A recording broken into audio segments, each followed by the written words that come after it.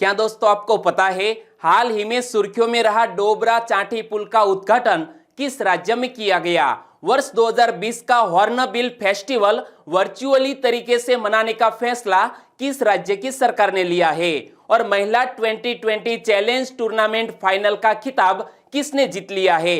ऐसे ही 13 बड़ी खबरों को कवर करते हुए हमने आज का बोले तो 11 नवंबर का करंट अफेयर का वीडियो तैयार किया है। यह वीडियो लास्ट तक देखे। लास्ट में मैं आपसे एक क्वेश्चन पूछूंगा जिसका आंसर आपको नीचे कमेंट बॉक्स में देना है। और अभी तक आपने हमारी जीके 2020 चैनल को सब्सक्राइब नहीं किया है तो सब्सक्राइब कीजिए, बाजू में जो बेल आइकन है उसे भी प्रेस कर दीजिए क्योंकि आने वाले हर एक वीडियो की अपडेट आपको मिलती रहे। चलिए स्टार्ट करते हैं पहले क्वेश्चन से। पहला क्वेश्चन, हाल ही में सुर्खियों में रहा डोबरा चांठी पुल किस राज्य में स्थित है? यहां आप देख सकते हैं यह है डोबरा चांठी ब्रिज जिसका हाल ही में उद्घाटन किया गया है उत्तराखंड राज्य में। यानी कि इस क्वेश्चन का सही आंसर है ऑप्शन बी उत्तराखंड। और डोबरा चांठी ब्रिज का उद्घाटन किसने किया है वो भी एक क्वेश्चन बन सकता है। इमेज में देख सकते हैं उत्तराखंड के मुख्यमंत्री त्रिवेंद्र सिंह रावत ने इस पुल का उद्घाटन किया। तो क्वेश्चन याद रखो, लंबे समय से प्रतीक्षित डोबरा चांठी पुल का उद्घाटन किसने किया है? उत्तराखंड के मुख्यमंत्री त्रिवेंद्र सिंह रावत ने।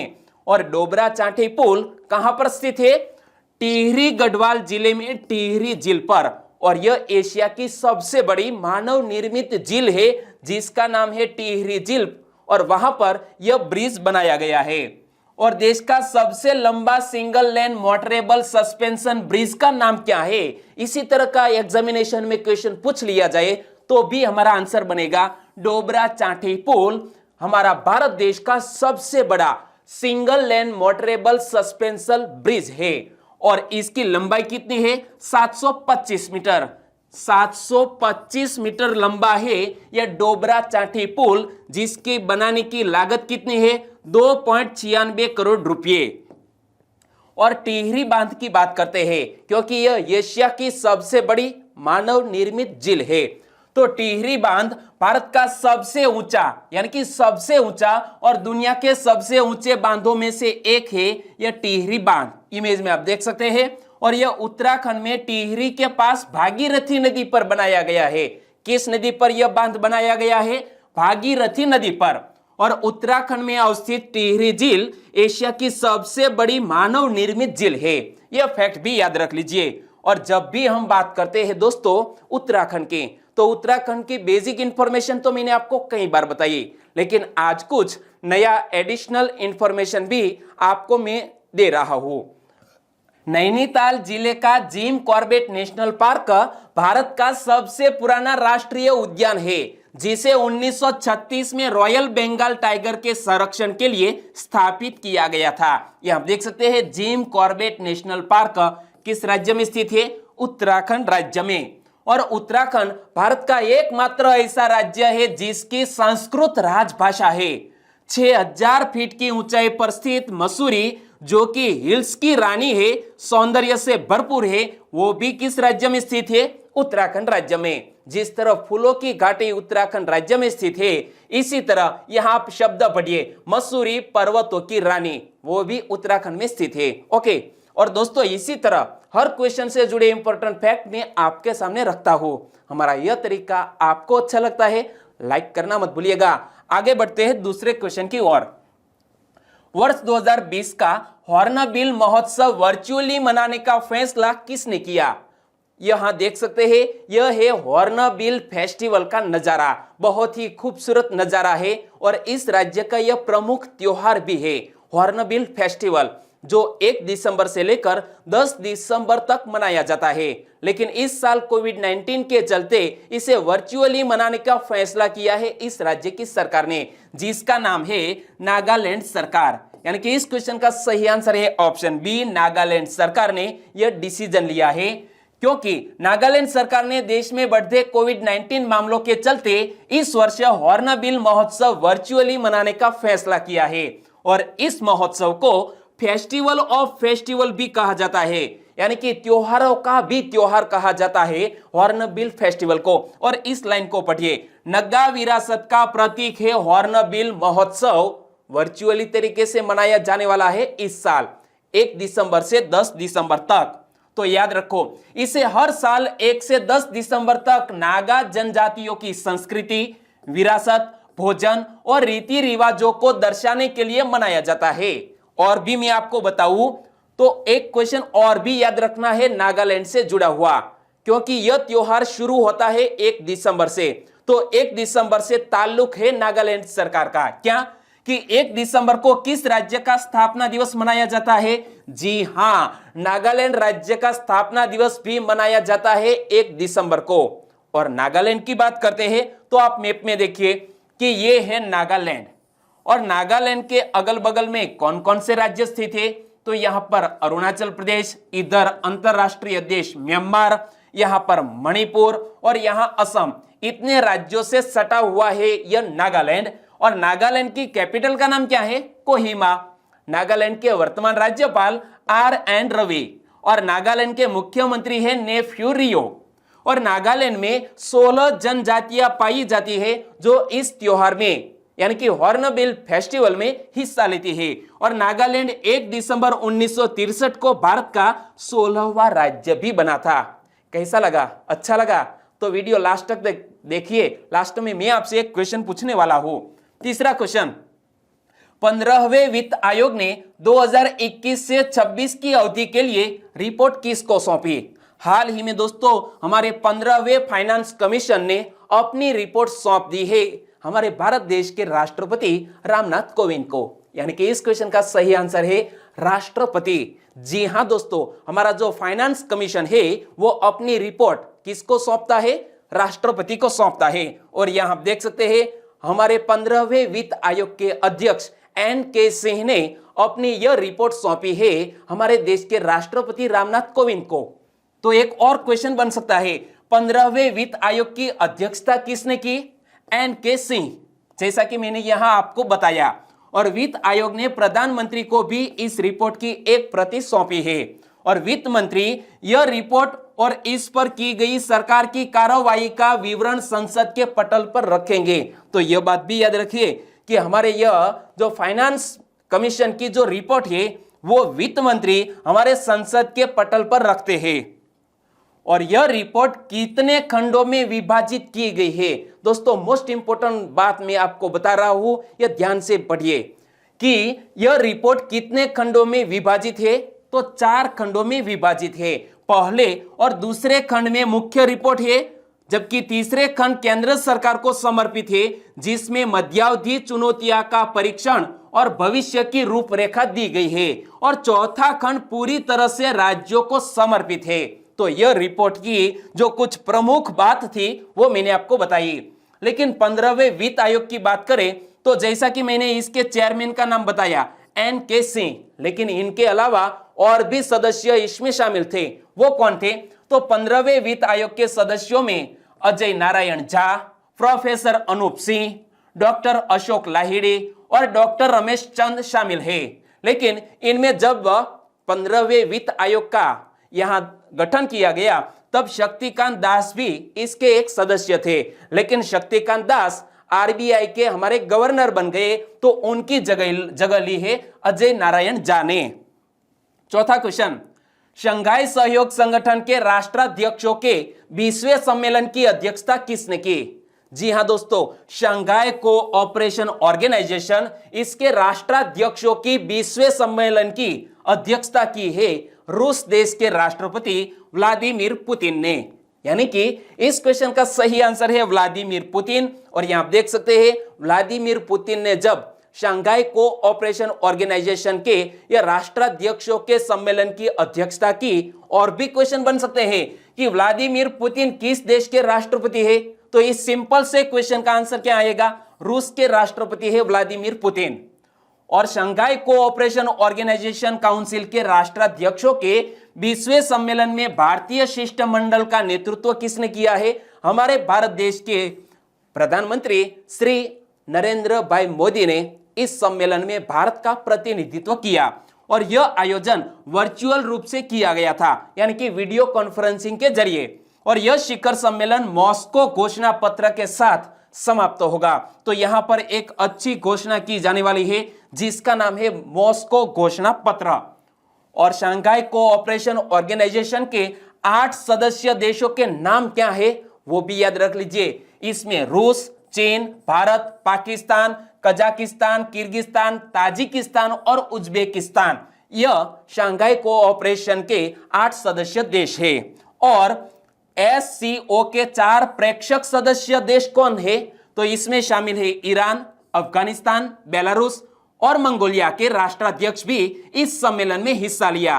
तो भारत को 2005 में शंघाई कोऑपरेशन ऑर्गेनाइजेशन में पर्यवेक्षक का दर्जा मिला था, लेकिन भारत इसका एक स्थायी सदस्य कब बना? 2017 में भारत और पाकिस्तान इस ऑर्गेनाइजेशन के सदस्य बने। तो याद रखो, शंघाई कोऑपरेशन ऑर्गेनाइजेशन, भारत और पाकिस्तान 2017 में शंघाई सहयोग संगठन का सदस्य बन गए। और वर्तमान में इस ऑर्गेनाइजेशन के महासचिव कौन है? Vladimir Norov. और शंघाई कोऑपरेशन ऑर्गेनाइजेशन की स्थापना 19 सितंबर 2003 को हुई। इसका हेडक्वार्टर चीन के बीजिंग में स्थित है। 5वां क्वेश्चन, हाल ही में NCT दिल्ली में 30 नवंबर तक पटाखों की बिक्री और जलाने पर पूरी तरह से प्रतिबंध किसने लगा दिया? दोस्तों, NCT यानी कि नेशनल कैपिटल टेरिटरी दिल्ली में पटाखों की बिक्री और इसे जलाने पर पूरी तरह से बैन लगा दिया है। और इसकी घोषणा की है NGT ने, यानी कि नेशनल ग्रीन ट्रिब्यूनल ने यह घोषणा की। यानी कि इस क्वेश्चन का सही आंसर है NGT, नेशनल ग्रीन ट्रिब्यूनल। और यहां पूरा नाम पढ़ सकते हैं नेशनल ग्रीन ट्रिब्यूनल, हिंदी में कहे तो राष्ट्रीय हरित अधिकरण। तो ये प्रतिबंध उन सभी शहरों और कस्बों में लागू होगा जहां वायु की गुणवत्ता बेहद खराब श्रेणी में है। और NGT ने उन शहरों और कस्बों में पर्यावरण अनुकूल पटाखों की बिक्री और जलाने की अनुमति दी है जहां वायु की गुणवत्ता मध्यम या उससे नीचे दर्ज की जा रही है। और ऐसे स्थानों पर सिर्फ 2 घंटे तक यह पटाखे जलाने की मंजूरी दी है NGT ने। लेकिन हाल ही में आपको भी पता है कि हमारे दिल्ली शहर में प्रदूषण इतना बढ़ गया है कि व्यक्ति के जीने लायक जो स्वच्छ वायु होनी चाहिए वो भी नहीं है। यहां हम बात करते हैं NGT की, यानी कि राष्ट्रीय हरित अधिकरण। इसके वर्तमान अध्यक्ष कौन है? तो नाम मत भूलिएगा, आदर्श कुमार गोयल। इमेज में आप देख सकते हैं। और NGT की बात आए तो आपको इतने फैक्ट याद रखने चाहिए नेशनल ग्रीन ट्रिब्यूनल से जुड़े हुए हैं। एक तो और क्वेश्चन कि NGT के लिए किसी भी दाखिल मामले का कितने माह के भीतर निपटान करना अनिवार्य है? तो 6 माह के भीतर कोई भी दाखिल होने वाला मामला है इसका निपटान करता है NGT। और राष्ट्रीय हरित अधिकरण यानी कि NGT की स्थापना कब की गई थी? 2010 में। 2010 में 18 अक्टूबर 2010 को NGT की स्थापना की गई। और इसका उद्देश्य क्या है? दोस्तों, एक अदालत के रूप में, एक कोर्ट के रूप में NGT कार्य करता है। और इसका उद्देश्य पर्यावरण संबंधी मुद्दों का तेजी से निपटारा करना। और यह दिल्ली का जो वायु प्रदूषण है वो पर्यावरण संबंधी ही मुद्दा है। और इसका निपटारा करने के लिए NGT ने यह पाबंदी लगाई है। 6वां क्वेश्चन, हाल ही में H1N2 वायरस से संक्रमित मानव के पहले मामले की सूचना किसने दी है? दोस्तों, कोई भी वायरस का संक्रमण यदि फैलता है तो पूरे विश्व के लिए एक खतरा बन सकता है। और इसीलिए हाल ही में H1N2 वायरस के संक्रमण मानव के पहले मामले की सूचना कनाडा देश ने दी है। यानी कि इस क्वेश्चन का सही आंसर है कनाडा देश। लेकिन यहां जिक्र किया गया है स्वाइन फ्लू। तो स्वाइन फ्लू H1N1 नामक फ्लू वायरस के कारण होता है। और H1N1 एक प्रकार का संक्रामक वायरस है। और यह सुअर, पक्षी और मानव जीन का एक संयोजन है जो सुअरों में एक साथ मिश्रित होते हैं और मनुष्यों में फैल जाते हैं। इसे बोलते हैं स्वाइन फ्लू। और H1N1 की 3 श्रेणियां हैं। इसमें है A, B और C। और इसमें A और B जो श्रेणी है वो ज्यादा खतरनाक नहीं है। लेकिन यदि इस प्रकार का स्वाइन फ्लू होता है तो दोस्तों तुरंत अस्पताल में भर्ती होना जरूरी है, क्योंकि यह जानलेवा है। तो swine flu influenza type A virus का ही दूसरा नाम है जो सुअरों यानी कि स्वाइन को प्रभावित करता है। वर्ष 2009-10 की बात करें तो वर्ष 2009-10 में इसने एक वैश्विक प्रकोप यानी कि महामारी का रूप धारण कर लिया था स्वाइन फ्लू ने, जिसका हाल ही में पहला मामला सामने आया है कनाडा देश में। 7वां क्वेश्चन, टाटा के द्वारा विकसित किट की मदद से कोविड-19 टेस्ट का परिणाम कितने मिनट के भीतर आ जाएगा? दोस्तों, एक अच्छी खुशखबर है कि टाटा द्वारा एक कोविड-19 का हाल ही में एक टेस्ट किट विकसित किया गया है और इस टेस्ट किट की वजह से दोस्तों हम कोई भी कोविड-19 पॉजिटिव या नेगेटिव है या नहीं, इसका हम तकरीबन 90 मिनट के अंदर पता लगा सकते हैं। यानी कि इस क्वेश्चन का सही आंसर है 90 मिनट में यह हम पता लगा सकते हैं कि कोई भी व्यक्ति कोविड-19 पॉजिटिव या नेगेटिव है। तो भारत के टाटा ग्रुप की health care unit Tata medical and diagnostics ने कोविड-19 टेस्ट किट लॉन्च की है और इसे दक्षिण भारत के चेन्नई स्थित टाटा के प्लांट में बनाया गया। कहां पर? टाटा के प्लांट में, चेन्नई में। और इस प्लांट में एक माह में 1 मिलियन टेस्ट किट के निर्माण की क्षमता है। और यह टेस्ट किट का नाम क्या रखा गया है? तो याद रखो, टाटा एमडी चेक। क्या? टाटा एमडी चेक इस टेस्ट किट का नाम रखा गया है, इस नाम से विकसित किया गया है। 8वां क्वेश्चन, पेरिस मास्टर 2020 का खिताब किसने जीता? पहले तो याद रखो कि यह पेरिस मास्टर जो टूर्नामेंट है वो एक टेनिस टूर्नामेंट है और यह टूर्नामेंट जीत लिया है डेनियल मेडवेडेव ने। यानी कि इस क्वेश्चन का सही आंसर है ऑप्शन डी, डेनियल मेडवेडेव। यहां आप इमेज में देख सकते हैं किस देश के खिलाड़ी है? रूस देश के। एक और क्वेश्चन, पेरिस मास्टर 2020 में रूस के डेनियल मेडवेडेव ने किसको हराया? अलेक्जेंडर ज्वेरेव को हराकर यह रोलेक्स पेरिस मास्टर खिताब जीत लिया है, टूर्नामेंट को जीत लिया। और इसके साथ ही वह रोलेक्स पेरिस मास्टर खिताब पर कब्जा करने वाले रूस के चौथे ऐसे खिलाड़ी बन गए हैं। तो इनसे पहले 3 खिलाड़ियों ने यह खिताब अपने नाम किया था। तो इस खिताब के बाद मेडवेडेव अपने देश के मराट सफिन, निकोले डेविडेंको और करेन खचानोव के साथ इस पुरस्कार को जीतने वाले यह 4 खिलाड़ियों में शामिल हो गए हैं, चौथे खिलाड़ी बन गए हैं। 9वां question, Rasathi the other side of a transgender उपन्यास किसने लिखा है? यहां आप इस उपन्यास की फ्रंट पेज देख सकते हैं, नाम है Rasathi the other side of a transgender और इस उपन्यास को लिखा है शशिंद्रन कलिंगकेल ने। यानी कि इस क्वेश्चन का सही आंसर है ऑप्शन बी। नाम थोड़ा डिफिकल्ट है, एक बार मैं फिर से पढ़ लेता हूं। शशिंद्रन कलिंगकेल ने यह Rasathi the other side of a transgender उपन्यास लिखा है। और Rasathi the other side of a transgender इस उपन्यास में क्या है? तो इस उपन्यास में मुख्य किरदार एक ट्रांसजेंडर है जिसका नाम रसाथी है, जो दक्षिण भारत के एक अच्छे परिवार में पैदा होता है। और रसाथी जिसका अर्थ राजकुमारी है, 40 के दशक के अंत में है, जो चाहते हैं कि लोग प्यार, स्नेह, सहानुभूति की बौछार करके लोगों के साथ ट्रांसजेंडरों का इलाज करें और उनके दयनीय और भयानक जीवन को पहचाने। और इसी पर यह उपन्यास लिखा गया है, लिखा है शशिंद्र कलिंगकेल ने।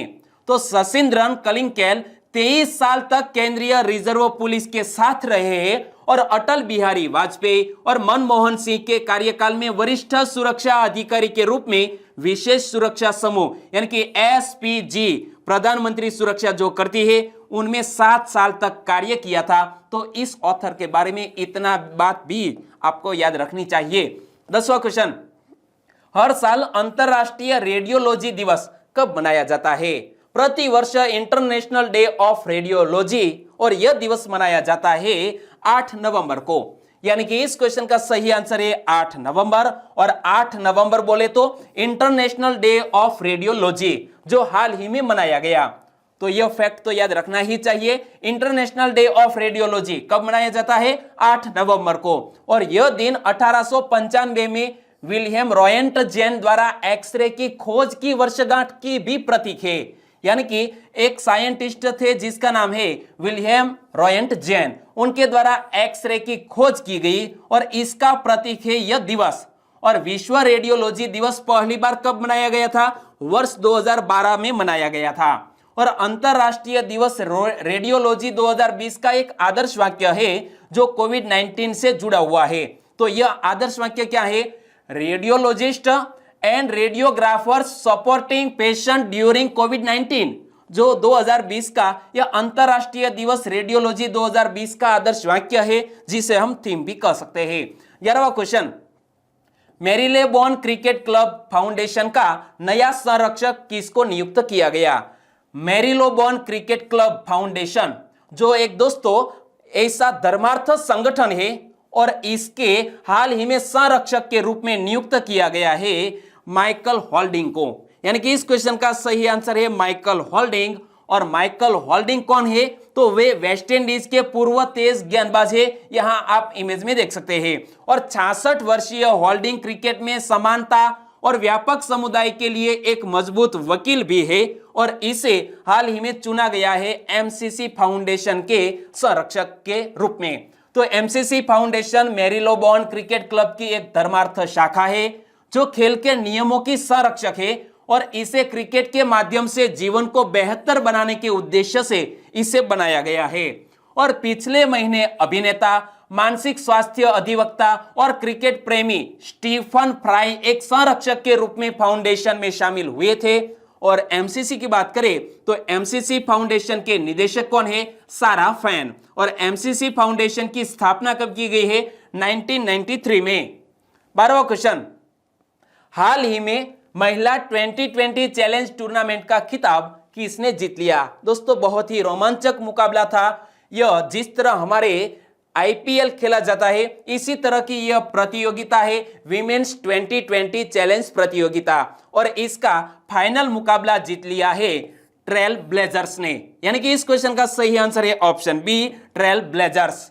और यहां आप देख सकते हैं जियो वीमेन्स T20 चैलेंज चैंपियनशिप और इसका खिताब किसने जीत लिया है? तो नाम मत भूलिएगा, टीम का नाम थोड़ा डिफिकल्ट है, यहां लिखा है ट्रेल ब्लेजर्स। ओके, तो महिला क्रिकेट में शारजाह में खेले गए फाइनल मुकाबले में ट्रेल ब्लेजर्स ने मौजूदा चैंपियन सुपरनोवाज को 16 रन से हराकर 2020 चैलेंज टूर्नामेंट का खिताब जीत लिया है। और दोस्तों आईपीएल का भी हाल ही में रिजल्ट हमारे सामने आ चुका है, तो इनसे जुड़े हुए कुछ फैक्ट को लेकर मैं अलग से एक वीडियो आपको प्रोवाइड करूंगा। ओके, 13वां क्वेश्चन, हाल ही में फादर वालेस का निधन हो गया। वे किस भाषा के प्रसिद्ध लेखक थे? इमेज में आप देख सकते हैं 95 आयु के फादर वालेस जो एक गुजराती भाषा के जाने माने प्रसिद्ध लेखक थे जिसका हाल ही में निधन हो गया है। यानी कि इस क्वेश्चन का सही आंसर है गुजराती। तो फादर वालेस का पूरा नाम क्या है? Father Carlos Gonzales Wallace. क्या नाम है पूरा? Father Carlos Gonzales Wallace, father Wallace का पूरा नाम। लेकिन फादर वालेस के नाम से ही वो आम समाज में प्रसिद्ध थे। उन्होंने गुजराती, अंग्रेजी और स्पेनिश में व्यापक लेखन कार्य किया। उन्होंने कई गणितीय अवधारणाओं का गुजराती में अनुवाद किया और उनके लिए शब्द गढ़े। और वो एक जाने माने लेखक भी थे और एक दोस्तों शिक्षक भी थे जिसका हाल ही में निधन हो गया है। तो वो एक प्रसिद्ध लेखक और गुजराती स्तंभकार थे।